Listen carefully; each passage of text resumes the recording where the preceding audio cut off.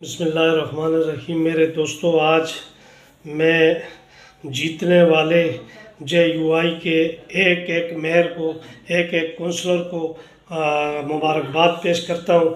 कायदे जमीयत मौलाना फजलुर रहमान साहब को मुबारकबाद पेश करता हूँ कि माशाल्लाह KPK के अंदर पहले मरहले में बलदियाती इलेक्शन जो हुआ उसमें उन्होंने कामयाबियाँ हासिल की। इंशाअल्लाह उम्मीद है कि दूसरे मरहले में भी कामयाबियाँ उनकी मुकद्दर में होंगी। उसकी वजह ये कि ये हुकूमत बिल्कुल मुकम्मल तौर पे नाकाम हो चुकी है और महंगाई अपने उरूज पर थी। आज आवाम ने PTI गवर्नमेंट के ख़िलाफ़ अपना फ़ैसला सुना दिया गया है। बहुत खुशी की बात है। एक बात मैं और ज़रूरी करना चाहूँगा, कराची के अंदर डॉक्टर ज़ुहैब का मर्डर हुआ। इससे पहले उसके वालिद का मर्डर हुआ था जब ये बच्चा छोटा था।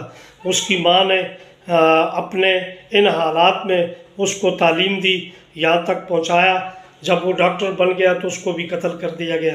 अफसोस के साथ कहना पड़ता है कि आज PTI की क़यादत या हमारे हज़ारे के MNA MPA आज तक उस बेवा औरत के पास कोई नहीं गया। ये बड़े अफसोस की बात है।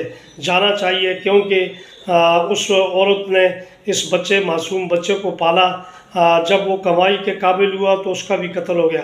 आज उस घर में माँ अकेले रह रही है और हमारे हज़ारे की क़यादत और कोई बंदा भी उनके पास ताज़ियत के लिए नहीं गया। ये इंतहाई दुख और अफसोस की बात है। दूसरा, हज़ारा यूनिवर्सिटी के अंदर बच्चियों के साथ जो सर्दी में मामलात थे उस पर मैंने बात की थी, लेकिन किसी MPA MNA ने गवारा नहीं किया कि वो जाकर उन बच्चियों का इन सर्दियों में -2-3 चल रहा है, उन बच्चियों को देखते कि वहाँ सर्दी में क्या हालात हैं। अफसोस के साथ ये कहना पड़ता है।